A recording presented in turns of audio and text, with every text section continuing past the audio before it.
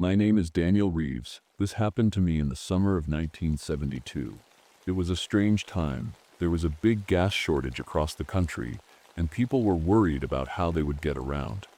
I wasn't too concerned though. I had just gone through a divorce and was looking for some peace and quiet.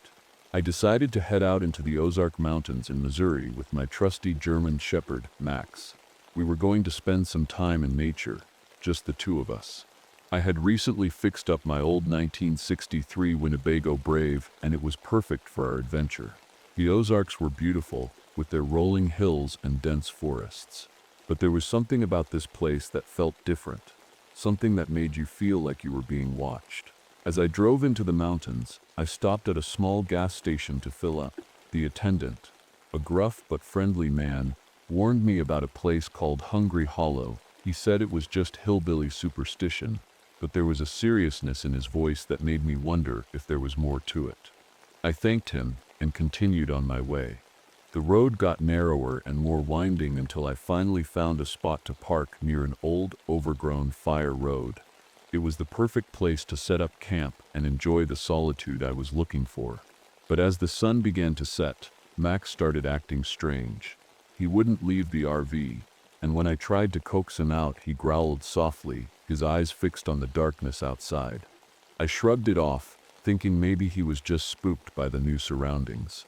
But as night fell, I started to feel a little uneasy myself. The radio crackled to life, picking up snippets of old distress calls that sounded like they were from the 1950s. It was weird, but I figured it was just some old broadcast signals bouncing around. Still, it added to the feeling that something wasn't quite right here. As I settled in for the night, I noticed something odd outside. There were strange claw marks on the trees surrounding my campsite. They looked fresh, and they sent a shiver down my spine. I told myself it was probably just some wild animal, but the marks seemed too big, too deliberate. Despite my reservations, I tried to get some rest, but as I lay there, I couldn't shake the feeling that I was being watched, that something was waiting just beyond the edge of the firelight. The next morning, I decided to explore the area.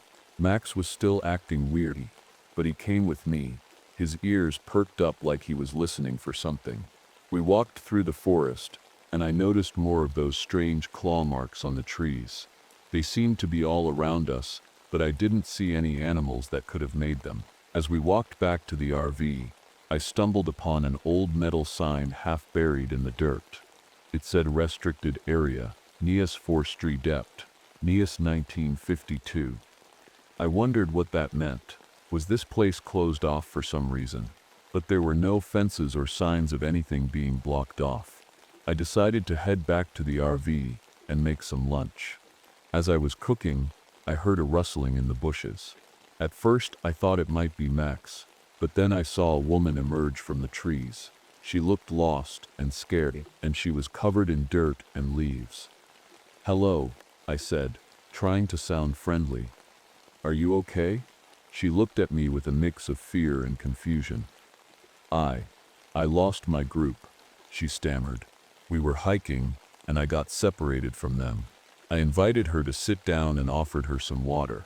She introduced herself as Bethany, and we started talking. But there was something odd about her. She would stare off into the forest like she was seeing something I couldn't, and her sentences didn't always make sense. As the day went on, I started to feel a little uneasy. Max seemed to sense it too. He kept growling softly whenever Bethany came near, but I tried to be kind and helpful. After all, she was lost and scared. As night began to fall, I offered Bethany a place to stay by the fire. She accepted, but as we sat there, I noticed that my food supplies seemed to be missing some stuff. I could have sworn I had more cans of beans and soup, but now they were gone. I brushed it off as a mistake, but it added to the feeling that something was off. As we sat by the fire, Bethany started talking about strange things. She mentioned something called the Hollow Man, but when I asked her what that was, she just shook her head and said she didn't know. I tried to stay calm, but the darkness seemed to be closing in around us. Max was still growling softly, and I could feel his eyes fixed on Bethany. I started to wonder if I had made a mistake by letting her stay. As the night wore on, I heard strange noises in the forest. They sounded like footsteps, but they were too big, too heavy. I tried to tell myself it was just my imagination, but the feeling of being watched was getting stronger. Suddenly, Bethany stood up and walked into the darkness. I called out to her, but she didn't answer. I got up to follow her, but as I reached the edge of the firelight, I saw something that made my heart stop. There were massive footprints in the dirt, each one about 18 inches long, with an extra toe. They were deep, like whatever made them was incredibly heavy. I felt a chill run down my spine as I realized that I wasn't alone in the forest. And then I saw Bethany standing a little ways off, staring at me with an expression that didn't seem quite right. She didn't cast a shadow, not like she should have in the firelight. It was a small thing, but it made me feel like something was very wrong. I tried to shake off the feeling of unease, telling myself it was just my imagination playing tricks on me. But as I looked at Bethany, I couldn't help but feel like something was off. She seemed okay, but there was this weird blank look in her eyes sometimes. As the night went on, I decided to take some pictures with my camera. I wanted to capture the beauty of the forest, but when I looked through the lens, I saw something that made my heart skip a beat. For a split second, Bethany's form seemed to shift, like she was made of mist or something. I blinked, and when I looked again, she was normal. I told myself it was just a trick of the light, but the image stuck in my mind.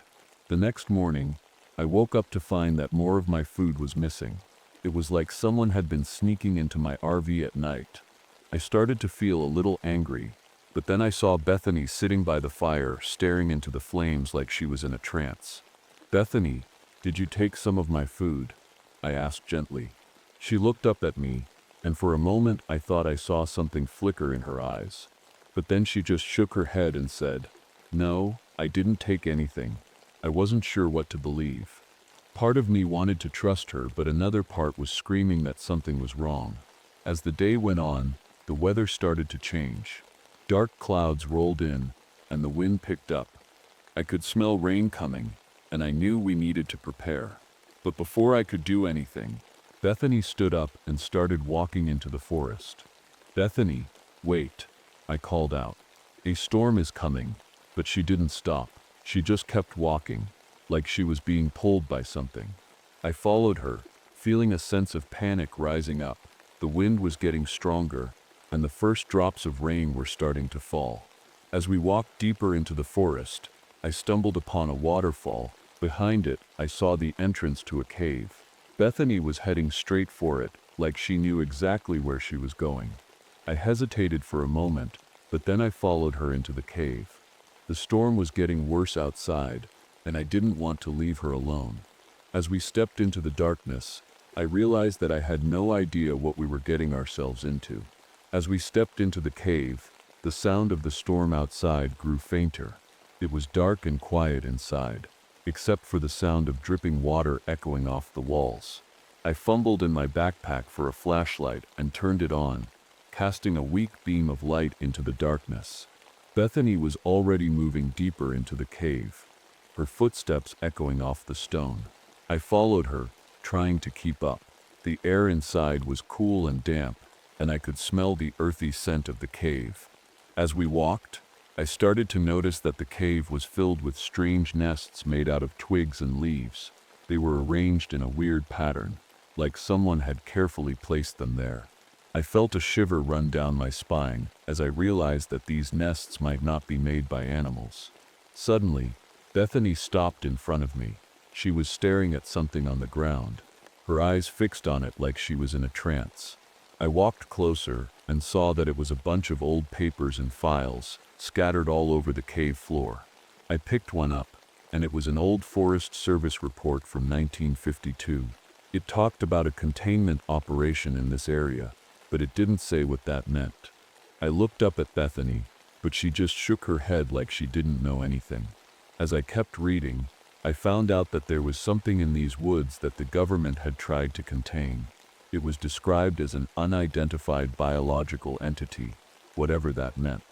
I felt a chill run down my spine as I realized that we might not be alone in these woods. Bethany's eyes seemed to flicker, and for a moment I thought I saw something else looking back at me. It was like she was hiding something, but I didn't know what. "Bethany, what's going on?" I asked, trying to keep my voice steady. She looked at me, and for a moment I thought I saw a glimmer of fear in her eyes. But then she spoke, her voice barely above a whisper. "I'm not who you think I am," she said. "I'm not even human anymore." I felt like I'd been punched in the gut. What did she mean? Was she joking? But as I looked into her eyes, I saw something there that made me believe her. I felt like I was frozen in place. What did she mean she wasn't human anymore?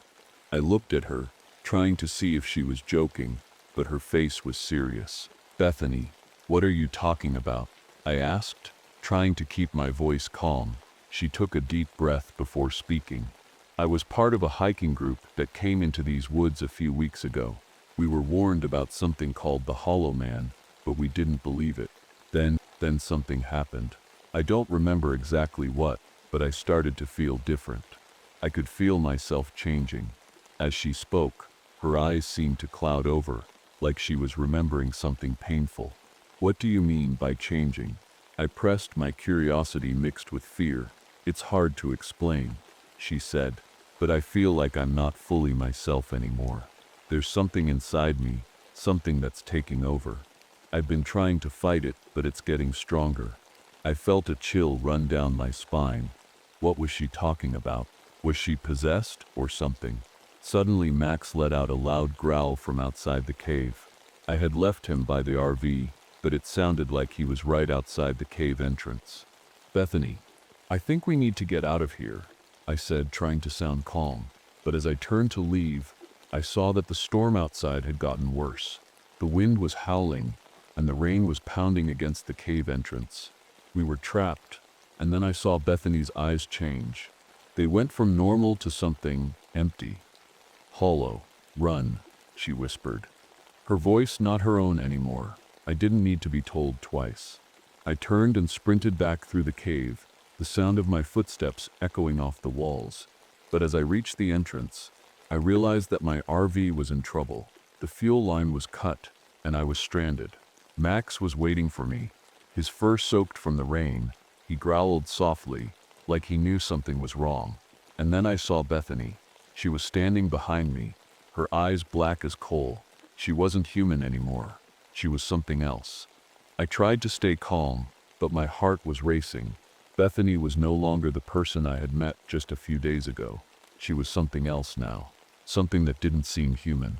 "Max, stay close," I whispered, trying to keep my voice steady. Max growled softly and positioned himself between me and Bethany. I could see the fear in his eyes, but he was ready to protect me. "Bethany, what's happening to you?" I asked, trying to reach out to whatever was left of her.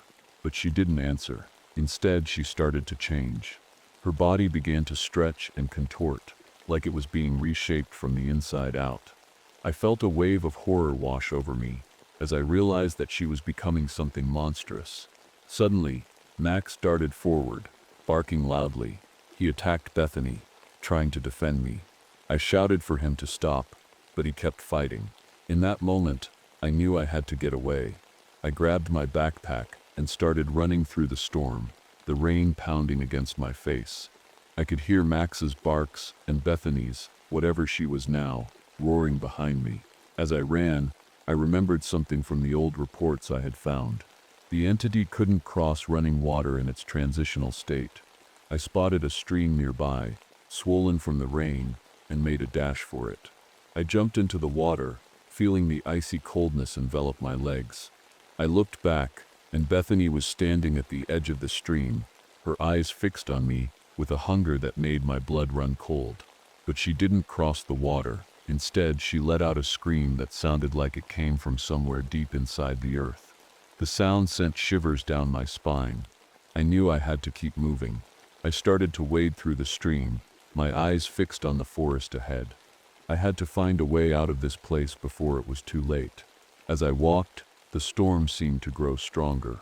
The thunder boomed, and the lightning flashed, casting eerie shadows on the trees. I felt like I was being chased by something that wouldn't stop until it caught me. But I kept moving, driven by a desperate hope to escape. And then I saw it, might as a flash flood zone up ahead. If I could just make it there, maybe I could trap whatever was behind me. I picked up my pace, my heart pounding in my chest. I was running out of time. I sprinted towards the flash flood zone, my legs aching from the cold water and my heart racing with fear. The storm was getting worse, and I could hear the roar of the flood waters growing louder. As I reached the edge of the zone, I saw that it was a narrow channel between two hills. The water was rushing through it, fast and deep. I knew this was my chance to trap whatever was behind me. I turned around, and that's when I saw Bethany. She was no longer human. She was a twisted, monstrous version of herself. Her eyes were black, and her skin was stretched tight over her bones. She was moving towards me, her movements slow but unstoppable. I took a deep breath and stepped aside, letting her move into the channel. As soon as she did, the flood waters swept her away.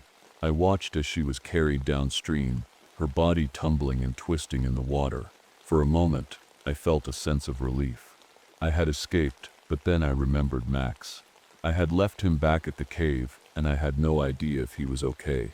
I started to run back, my heart heavy with worry. As I reached the cave, I called out for Max, but there was no answer. I rushed inside, my flashlight casting eerie shadows on the walls, and then I saw him. Max was lying on the ground, his fur matted with blood. He had fought to protect me, and now he was paying the price. I knelt down beside him, feeling tears well up in my eyes. "Max, no," I whispered, my voice shaking, but as I looked into his eyes, I saw something there that gave me hope. He was still alive, barely. I scooped him up in my arms and started to run back to the RV. I had to get him to safety, to get him help. As I emerged from the cave, I saw that the storm was starting to clear. The sun was breaking through the clouds, casting a pale light over the forest. I reached the RV and gently laid Max inside. I started the engine, relieved that it still worked, and began to drive away from the hollow. As I looked in the rearview mirror, I felt a sense of relief wash over me. I had made it out alive, but then I saw something that made my blood run cold. My reflection in the mirror showed a face that wasn't quite mine.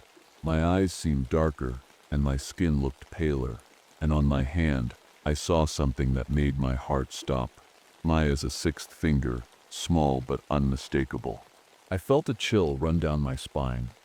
What had happened to me while I was in the hollow? Had I been infected somehow? I pulled over at a rest stop, my mind racing with questions. As I looked around, I saw a family with young children, camping and laughing together. They seemed so happy, so carefree. And then I smiled, feeling something inside me stir. It was a smile that didn't feel like mine, a smile that seemed to belong to someone else. I watched the family for a moment, feeling a strange sense of curiosity. They seemed so happy, so unaware of the dangers that lurked in the world. I smiled again, and this time, it felt more natural. But there was something off about it, something that didn't feel like me. As I approached them, they looked up and smiled back. "Hi there," the mom said, friendly. "How are you doing today?" I hesitated for a moment, unsure of what to say. But then I found my voice. "I'm doing great, thanks. Just enjoying the view." The kids looked up at me with big eyes, and I felt a pang of something. It wasn't exactly happiness, but it was close. The dad invited me to join them for a picnic, and I agreed. As we sat down together, I felt like I was part of their family. It was a strange feeling, but it was nice. As we ate and talked, I started to feel more and more like myself. But every now and then, I would catch a glimpse of my reflection in a window or a mirror, and I would see that sixth finger again. It was a reminder that something was wrong, that I wasn't fully myself anymore. I tried to push the thought away, focusing on the family and their laughter. But as the afternoon wore on, I started to feel a growing sense of unease. It was like there was something inside me, waiting to come out. As the sun began to set, I knew it was time to leave. I said goodbye to the family and got back into my RV. As I drove away, I caught one last glimpse of them in the rearview mirror.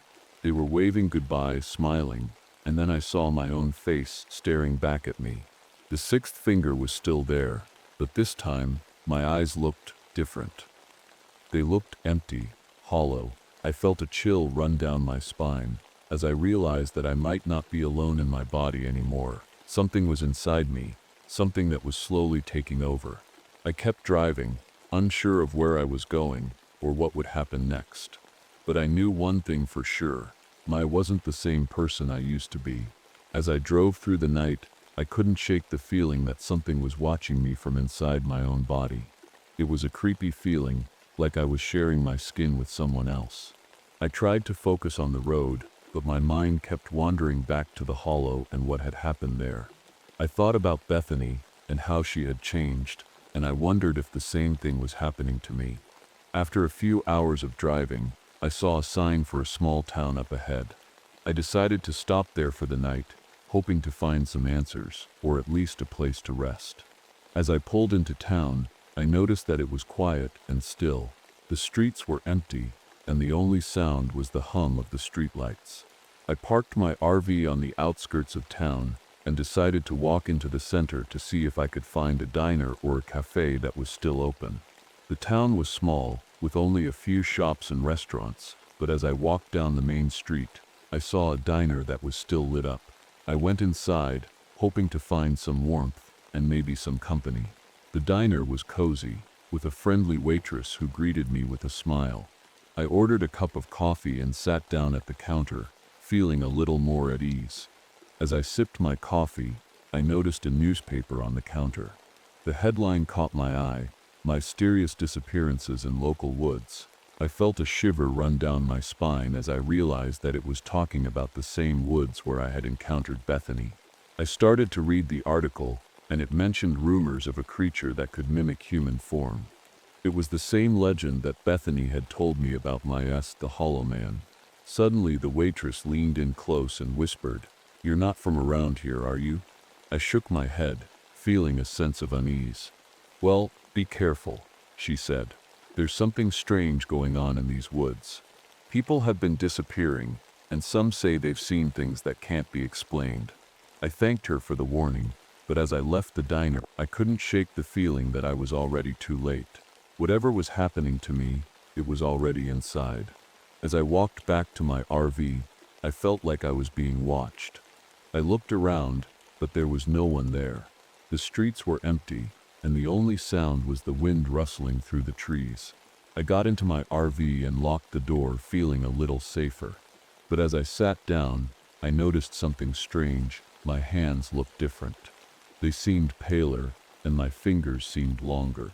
I felt a chill run down my spine as I realized that the changes were happening faster. I was becoming something else, something like Bethany. I tried to calm myself down, telling myself that I was just imagining things, but as I looked in the mirror, I saw something that made my heart stop. My eyes were changing, becoming darker and more hollow. I knew then that I had to get help. I couldn't do this alone. I started the engine and began to drive, unsure of where I was going, but knowing I had to find someone who could help me. As I drove through the night, I felt like I was losing myself. The darkness outside seemed to be closing in, and I could feel something inside me growing stronger. Suddenly, I saw a sign for a hospital up ahead. I pulled into the parking lot, feeling a sense of hope. Maybe they could help me. Maybe they could stop whatever was happening to me. I got out of the RV and walked into the hospital, my heart pounding in my chest. As I approached the reception desk, I saw a nurse looking up at me with a friendly smile. "Can I help you?" she asked. I took a deep breath, trying to explain. "I think something's wrong with me," I said. "I've been feeling different." The nurse's expression changed, and she looked at me with concern. "Let's get you checked out," she said. As she led me to a room, I felt a sense of relief. Maybe they could help me. Maybe they could save me from whatever was taking over. But as I lay down on the bed, I saw my reflection in a window. My eyes were black and my skin was pale. I was no longer myself, and then everything went dark. When I woke up, I was in a hospital room. A doctor was standing over me, looking concerned.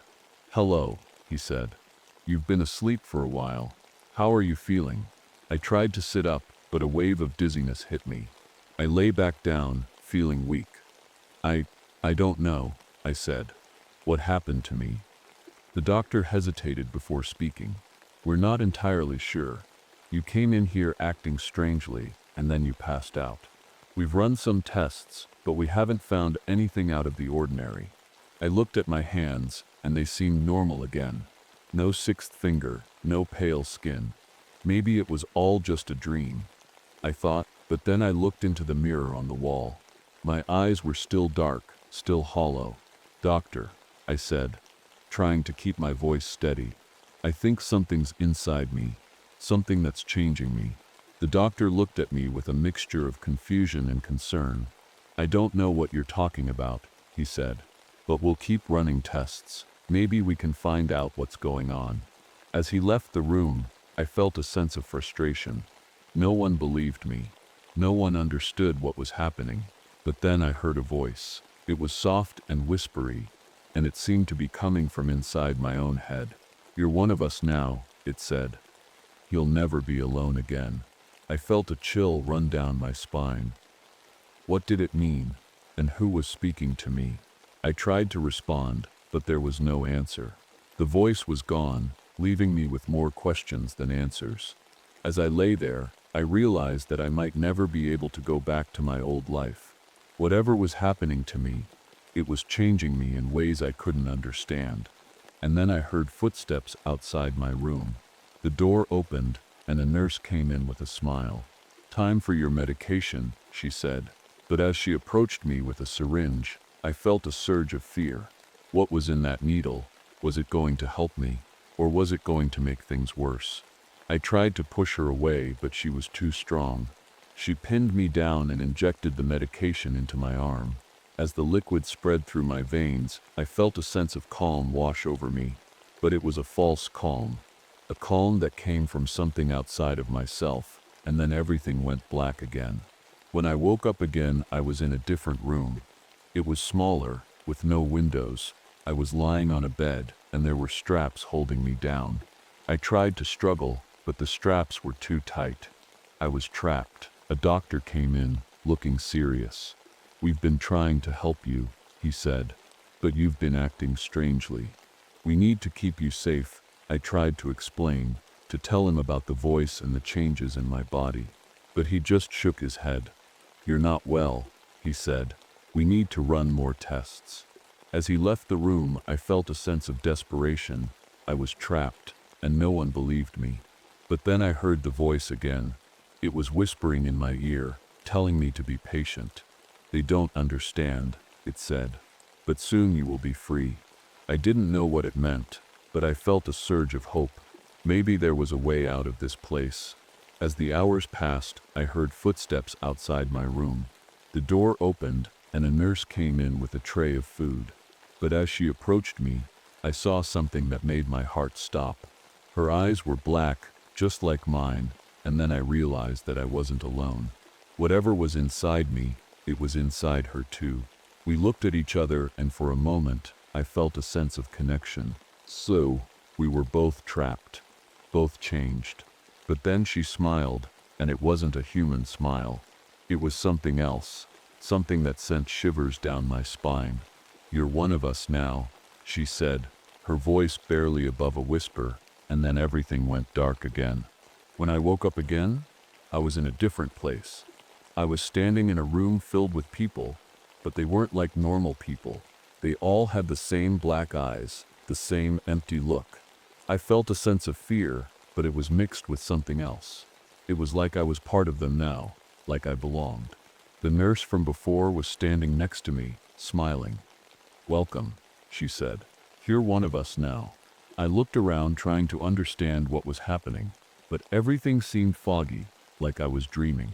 Suddenly, I heard a voice. It was loud and clear, and it seemed to be coming from everywhere. It's time, it said. It's time to go home. The room started to move, like we were all being pulled towards something. I felt myself walking, but I wasn't in control. It was like something else was guiding me. As we moved, the room got darker. The walls disappeared, and we were walking through a forest. It was the same forest where I had met Bethany, where everything had started. I felt a sense of dread, but it was mixed with excitement. What was happening to me? Where were we going? And then I saw it. A figure standing in front of us, tall and imposing. It was Bethany, but not like I had seen her before. She was different now, changed. "Welcome home," she said. Her voice not her own. As I looked at her, I realized that I was home. I was where I belonged. But as I looked into her eyes, I saw something that made my heart stop. It was a reflection of myself. And in that moment, I knew that I was no longer human. As I looked into Bethany's eyes, I felt a sense of calm wash over me. It was like I had finally found what I was looking for. Like I had finally come home. But as I looked closer, I saw something that made my heart skip a beat. My reflection in her eyes wasn't just me. It was me, but it was also something else. Something dark, something hollow. I felt a shiver run down my spine as I realized that I wasn't alone in my body anymore. Whatever had been inside me, it was now a part of me. Bethany smiled, and it was a smile that seemed to come from somewhere deep inside her. "You're one of us now," she said. "You're part of the hollow." As she spoke, the forest around us seemed to grow darker. The trees seemed to lean in, like they were listening to our conversation. I felt a sense of fear, but it was mixed with something else. It was like I was excited to see what would happen next. Suddenly, Bethany reached out and took my hand. Her touch was cold, but it felt right. It felt like I was meant to be with her. Like we were meant to be together. As we walked through the forest, I felt like I was leaving my old life behind. I was becoming something new, something different. And then I saw it. A clearing up ahead, filled with people like us. They all had the same black eyes, the same empty look. Bethany squeezed my hand. "Welcome to your new family," she said. I looked at her, and for a moment, I felt a sense of peace. I was home, and I was with people who understood me. But as I looked around at the others, I realized that something was off. They were all staring at me, like they were waiting for something to happen. And then I heard a voice that seemed to come from everywhere and nowhere at the same time. "It's time," it said. He. As the voice spoke, the clearing fell silent. Everyone was staring at me, waiting for something to happen. I felt a sense of anticipation, like I was about to do something important. Bethany squeezed my hand again. "It's okay," she whispered. "Just let it happen." I didn't know what she meant, but I felt a sense of trust in her. I took a deep breath and closed my eyes, letting whatever was going to happen. As I stood there, I felt a strange sensation. It was like my body was changing, like my cells were shifting and reforming. It didn't hurt, but it felt weird. When I opened my eyes, everything looked different. The trees seemed taller, the sky seemed darker, and the people around me, they looked like they were part of something bigger than themselves. Bethany smiled at me. "You're fully one of us now," she said. I looked down at my hands, and they seemed normal. But as I looked closer, I saw something that made my heart skip a beat. My fingers were longer. My skin was paler. I was changing, just like Bethany had changed. I felt a sense of wonder, mixed with fear. What was I becoming? What was happening to me? As I looked around at the others, I saw that they were all watching me. They seemed to be waiting for me to do something, to lead them somewhere. And then I heard the voice again. "It's time to move," it said. "It's time to spread." I didn't know what it meant, but I felt a sense of purpose. I was part of something now, something big. As we started to move, I realized that I was no longer alone. I was part of a group that was going to change the world, and as we walked, I felt a sense of calm wash over me. I was home and I was exactly where I was meant to be. As we walked, I felt like I was part of something big. We were moving through the forest, a group of us, all with the same black eyes. It was like we were a family that was meant to be together. Bethany was beside me, her hand in mine. She smiled at me, and I felt a sense of peace. I was home, and I was with people who understood me. But as we walked, I started to notice things. The trees seemed to be getting closer together, the shadows deeper. It was like we were being watched, like something was following us. I looked around, but I didn't see anything. Just the trees, just the darkness. Suddenly Bethany stopped. She looked up at something, her eyes fixed on it. "What is it?" I whispered. She didn't answer. She just kept staring, and then I saw it. A figure standing in front of us, tall and imposing.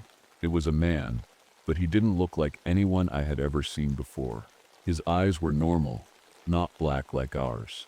He looked at us with a mixture of fear and curiosity. "What are you?" he asked. Bethany didn't answer. She just smiled, a smile that sent shivers down my spine. And then she reached out, her hand extended. The man took it, and as he did, I saw something happen. His eyes started to change, turning black like ours.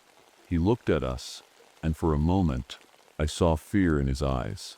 But then it was gone, replaced by a sense of calm. "Welcome," Bethany said, smiling. "You're one of us now." As I watched, the man smiled back. He was part of us now, part of the hollow. And then we kept moving. A group of us, all with the same black eyes. We were spreading, moving through the forest, changing everything we touched. I felt a sense of wonder, mixed with fear. What were we doing? What was happening to us? But as I looked at Bethany, I knew that I was exactly where I was meant to be. I was home and I was part of something big. As we kept moving, I started to notice that we were getting closer to a town. I could see houses and buildings in the distance, and I felt a sense of excitement mixed with fear. What were we going to do there? Bethany seemed to sense my questions. She leaned in close and whispered, "We're going to spread. We're going to make more of us." I didn't know what she meant, but I felt a sense of purpose. We were on a mission, and I was part of it. As we entered the town, everything seemed normal. People were walking around, going about their daily business. But as we moved through the streets, I noticed that they were starting to stare at us. They looked scared, like they knew something was wrong. We kept moving, a group of us, all with the same black eyes. We were like a wave, moving through the town, changing everything we touched. I saw people trying to run away, but it was too late. We were too fast, too strong. We reached out and touched them, and as we did, their eyes started to change. They were becoming like us, part of the hollow. I felt a sense of wonder, mixed with fear. What were we doing? What was happening to us? But as I looked at Bethany, I knew that I was exactly where I was meant to be. I was home, and I was part of something big. As the sun began to set, the town was different. It was ours now, a place where we could be ourselves. And as I looked around at the others, I felt a sense of peace. We were a family of the hollow. But as I turned to Bethany, I saw something that made my heart skip a beat. She was looking at me, her eyes black as coal, and in that moment, I realized that I was no longer in control. Something else was driving me now, something that was bigger than me. As I looked into Bethany's eyes, I felt a sense of calm wash over me. It was like I was being pulled into something deeper, something that was beyond my control. I tried to speak, but my voice was barely a whisper. "What's happening to me?" I asked. Bethany didn't answer. She just kept staring at me, her eyes black as coal, and then I felt it. A sensation like my body was being taken over, like something else was moving inside me. I tried to struggle, but it was too late. Whatever was happening, it was already done. As I looked around, I saw that the others were watching me. They seemed to be waiting for something, like they were expecting me to do something. And then I heard a voice. It was my own voice, but it didn't feel like me. "It's time," it said. "It's time to move on." I felt a sense of confusion, mixed with fear. What did it mean? What was happening to me? But as I looked at Bethany, I saw that she was smiling. She was happy, like she knew something that I didn't. And then we started to move. A group of us, all with the same black eyes. We were leaving the town behind, moving into the unknown. As we walked, I felt a sense of peace. I was part of something bigger than myself, something that was beyond my control. But as I looked back at the town, I saw something that made my heart skip a beat. It was empty, deserted.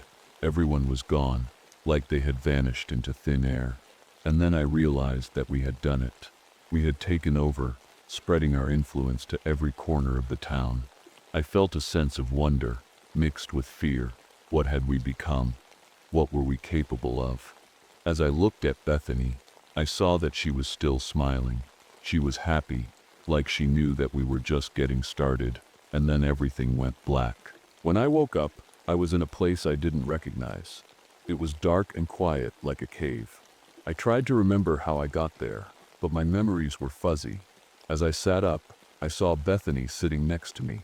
She was watching me, her eyes still black as coal. "Where are we?" I asked, trying to keep my voice steady. "We're safe," she said. "We're in a place where we can be ourselves." I looked around, trying to see where we were, but it was too dark and I couldn't make out anything. Suddenly, I heard footsteps. They were light, like someone was trying not to be heard. Bethany stood up, her eyes fixed on something in front of us. "It's okay," she said. "It's just one of us." As the footsteps got closer, I saw a figure emerge from the darkness. It was a girl, about my age. She had the same black eyes as Bethany. "Hello," she said, smiling. "My name is Emily." I smiled back, feeling a sense of calm. Maybe this place wasn't so bad after all. But as I looked at Emily, I saw something that made my heart skip a beat. She was holding a small notebook, and on the cover it said The Hollow. "What's that?" I asked, feeling a sense of curiosity. Bethany took the notebook from Emily. "It's our story," she said. "It's how we became what we are today." As she opened the notebook, I saw pages filled with writing. It was a story about people like us. I felt a sense of wonder, mixed with fear. What had happened to us? How did we become like this? And then I started to read, my heart pounding in my chest. As I read through the notebook, I felt like I was uncovering a secret. The story was about people who had been changed, just like me. They had been taken over by something that made them different. The writing was simple, but it was powerful. It talked about how they had lost their memories, how they had become part of something bigger than themselves. I felt a shiver run down my spine as I read. It was like I was reading about my own life. Bethany watched me, her eyes fixed on mine. "You're one of us now," she said. "You're part of the Hollow." I looked up at her, feeling a sense of wonder. What did it mean to be part of the Hollow? What did it mean to be like them? As I kept reading, I saw that the story was about more than just people. It was about a place where they could be themselves. The Hollow was a real place, a place where they could live without fear of being discovered. It was a place where they could be free. I felt a sense of excitement, mixed with fear. What would happen if we were found out? What would happen if people discovered what we were? But as I looked at Bethany and Emily, I saw that they were calm, they were at peace, like they knew something that I didn't. And then I heard a noise. It was faint, like someone was whispering in my ear. "Welcome home," it said. I looked around trying to see who was speaking, but there was no one there. Bethany smiled. "You're home now," she said. "You're part of us." As I looked at her, I felt a sense of belonging. I was part of something bigger than myself, something that was beyond my control. And then everything went black again. When I woke up, I was in a room that felt familiar.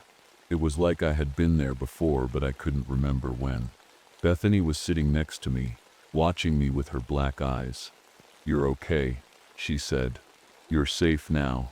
I tried to sit up, but my head spun. I felt dizzy, like I had been asleep for a long time.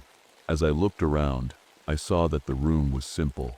There were no windows, just walls and a door. It was like a cave, but it felt cozy. Bethany handed me a cup of water. "Drink this," she said. "You need to hydrate." I took the cup and drank, feeling the cool water slide down my throat. It was refreshing, like a breath of fresh air. As I drank, I noticed something strange. My hands looked different. They were paler, and my fingers seemed longer. I felt a shiver run down my spine. What was happening to me? Was I still changing? Bethany saw my concern and smiled. "You're just adjusting," she said. "You're becoming more like us." I looked at her, feeling a mix of emotions. I was scared, but I was also curious. What did it mean to be like them? As I sat there, I heard footsteps outside the room. They were light, like someone was trying not to be heard. Me too. Bethany stood up, her eyes fixed on the door. "It's okay," she said. "It's just Emily." The door opened, and Emily walked in. She was smiling, like she had good news. "What is it?" Bethany asked. "We found a way out," Emily said.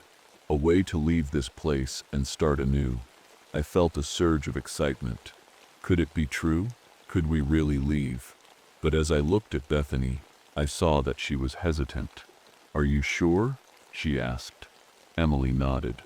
"Yes, I'm positive. We can make it work."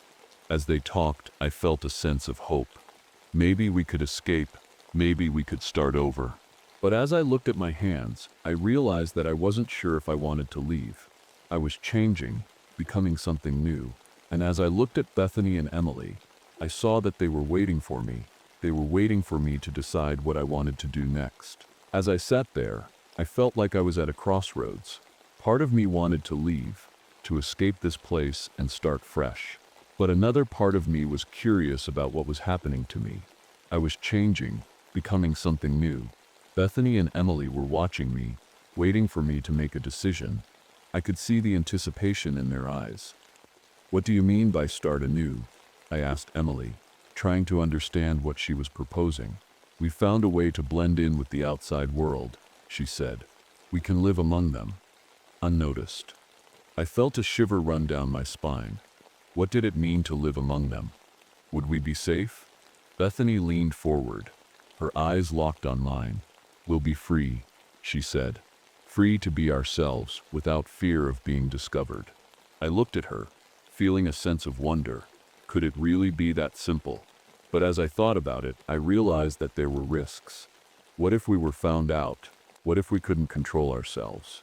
As I hesitated, Emily spoke up. "We've been preparing for this," she said.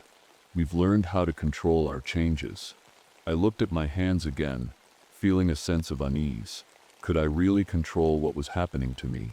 Bethany smiled, like she knew what I was thinking. "You'll learn," she said. "We'll teach you." As I looked at them, I felt a sense of trust.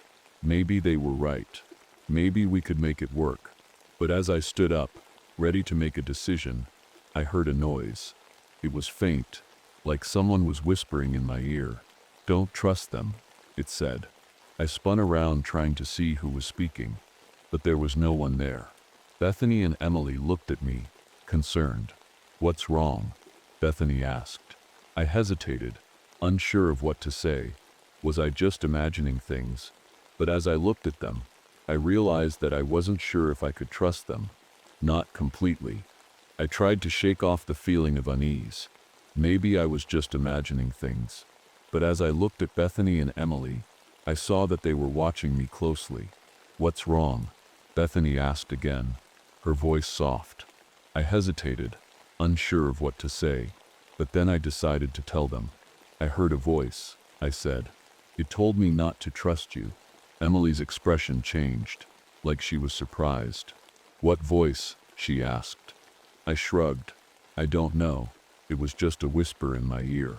Bethany leaned forward, her eyes locked on mine. "We would never hurt you," she said. "We're your family now."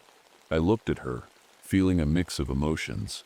Part of me wanted to believe her, but another part of me was scared. As we stood there, the room seemed to grow quieter. It was like we were all waiting for something to happen. And then suddenly, the door opened. A figure stood in the doorway watching us. It was a woman, tall and imposing. Her eyes were black, just like Bethany's and Emily's. "Welcome," she said, her voice low and smooth. "I see you're considering our proposal." I felt a shiver run down my spine. Who was this woman? What did she want? Bethany stepped forward, like she was introducing us. "This is our leader," she said. "She's been guiding us for a long time." The woman smiled, her eyes never leaving mine. "I'm glad you're interested in joining us," she said. "But I must warn you, once you're in, there's no going back." I felt a surge of fear, mixed with curiosity. What did she mean? What would happen if I joined them? As I looked at Bethany and Emily, I saw that they were waiting for me to make a decision. They were waiting for me to choose. The woman's words hung in the air, like a challenge. I felt a sense of unease, like I was standing at the edge of a cliff. "What do you mean by no going back?" I asked, trying to keep my voice steady. The woman smiled again, her eyes glinting in the dim light. "Once you're part of us, you can't leave," she said. "You'll be one of us forever." I felt a chill run down my spine. Forever was a long time.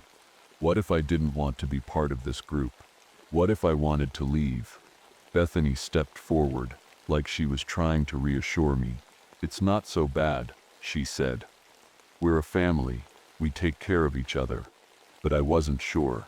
I looked at Emily, and she seemed uncertain too. The woman noticed our hesitation. "I know it's a lot to take in," she said, "but trust me, it's worth it. We have something special here. Something that will change your life forever." As she spoke, I felt a sense of curiosity. What was this something special? What could they offer me that I couldn't find anywhere else? But as I looked at the woman, I saw something in her eyes that made me pause. It was a glint of something hard, something unyielding, and then I realized that I had a choice to make. I could join them, or I could try to leave. As I stood there, the room seemed to grow quieter. It was like everyone was waiting for me to decide. And then suddenly I heard a noise. It was faint, like someone was whispering in my ear. "Run," it said. I spun around, trying to see who was speaking, but there was no one there. The woman's eyes narrowed, like she knew something was wrong. "What's going on?" she asked, her voice sharp, but I just shook my head. I didn't know what was happening. All I knew was that I had to make a decision, and fast. I tried to stay calm, but my heart was racing. The woman's eyes were fixed on me, like she was waiting for me to do something. Suddenly, Bethany spoke up. "What's wrong?" she asked, her voice soft. The woman's gaze didn't waver. "I think our friend here is having second thoughts," she said. I felt a surge of fear. How did she know? I hadn't said anything, but then I realized that she was right. I was having doubts. I wasn't sure if I wanted to join them. The woman took a step closer to me. "It's okay," she said. "We understand. But once you're in, you can't leave. You have to be sure." I looked at Bethany and Emily, hoping they would help me, but they just watched me, their faces expressionless, and then I heard the voice again. "Run," it whispered. This time I knew I had to listen. I turned and sprinted out of the room, the woman's voice echoing behind me. "Stop him," she shouted. I didn't look back, I just kept running, my heart pounding in my chest. As I ran, I felt a sense of freedom. I was escaping, leaving them behind. But as I reached the door, I realized that it was locked. I was trapped, and then I heard footsteps, heavy and deliberate. They were coming for me. I tried to open the door again, but it wouldn't budge. I was trapped. The footsteps were getting closer, and I could hear the woman's voice. "Don't make this harder than it has to be," she said. I spun around looking for another way out, but there were no windows, just walls and a locked door. Suddenly I heard a faint noise. It was a small click, like a lock opening. I turned to see a door on the other side of the room that I hadn't noticed before. It was slightly ajar. I didn't hesitate. I ran towards the door and pushed it open. I found myself in a long corridor, with doors leading off to either side.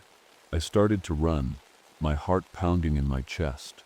I didn't know where I was going, but I knew I had to get away. As I ran, I heard the woman's voice behind me. "You can't escape," she said. "We'll always find you."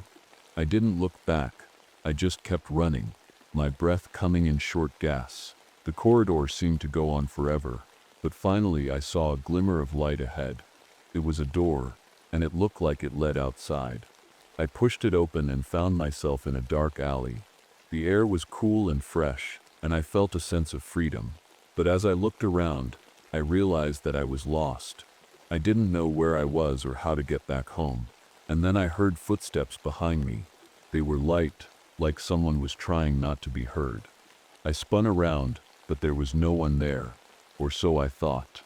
I stood there for a moment, listening. The footsteps had stopped, and everything was quiet. I took a deep breath and started to walk. I didn't know where I was going, but I knew I had to keep moving. As I walked, I noticed that the alley was getting darker. The buildings seemed to be closing in around me, and I felt a sense of unease. Suddenly, I heard a faint rustling sound. It was like someone was following me, but I couldn't see anyone. I quickened my pace, my heart pounding in my chest. I didn't know what was happening, but I knew I had to get out of there. As I turned a corner, I saw a streetlight up ahead. It was shining brightly, and I felt a sense of relief. I walked towards the light, feeling safer with each step. But as I reached the corner, I saw something that made my heart skip a beat. A figure was standing in the shadows, watching me. It was a woman, and she looked familiar. It was Bethany. She smiled at me, and I felt a chill run down my spine. "You can't escape," she said. "We'll always find you." I tried to run, but my legs felt heavy. It was like I was trapped in a nightmare, and then everything went black. When I woke up, I was back in the room where I first met Bethany and Emily. The woman with the black eyes was standing over me, watching me. "Welcome back," she said, her voice smooth. "I see you tried to leave us." I tried to sit up, but my head spun. I felt dizzy and disoriented. "Why did you bring me back?" I asked, trying to keep my voice steady. The woman smiled. "You're one of us now," she said. "You can't leave." I looked around the room, feeling trapped. Bethany and Emily were standing by the door, watching me. "What do you want from me?" I asked, feeling a sense of desperation. The woman leaned forward, her eyes locked on mine. "We want you to join us," she said, "to be part of our family." I shook my head, feeling a sense of fear. "I don't want to," I said. The woman's expression didn't change. "You don't have a choice," she said. "You're already one of us. You just need to accept it." As she spoke, I felt a strange sensation. It was like my body was changing, like I was becoming something else. I looked down at my hands, and they seemed different. They were paler, and my fingers seemed longer. I felt a chill run down my spine. What was happening to me? And then I heard a voice that seemed to come from inside my own head. "You're one of us now," it said. "You'll never be alone again." It seems like you're asking if the story is at its end. Based on the narrative you've been developing, it appears that you're nearing a conclusion, but there are still some loose ends that could be tied up. If you'd like to conclude the story, you could wrap up the main character's journey and provide a final resolution to the suspenseful elements. However, if you want to continue, there are certainly more directions you could take the story in. Here's a possible conclusion. As I stood there, frozen in fear, I realized that I had to make a choice. I could give in to whatever was happening to me, or I could try to fight back. I took a deep breath and decided to fight. I turned and ran, not knowing where I was going, but knowing I had to get away. As I ran, I felt a sense of freedom. I was escaping, leaving the darkness behind. But as I looked back, I saw Bethany and the others watching me. They were smiling, like they knew something I didn't. And then everything went black. When I woke up, I was back in my own bed, feeling like it had all been a dream. But as I looked down at my hands, I saw something that made my heart skip a beat. My fingers were still longer, my skin still paler. I realized then that it wasn't a dream, it was real. And as I looked in the mirror, I saw a face that wasn't quite mine. It was a face with black eyes, a face that belonged to something else. I was no longer human.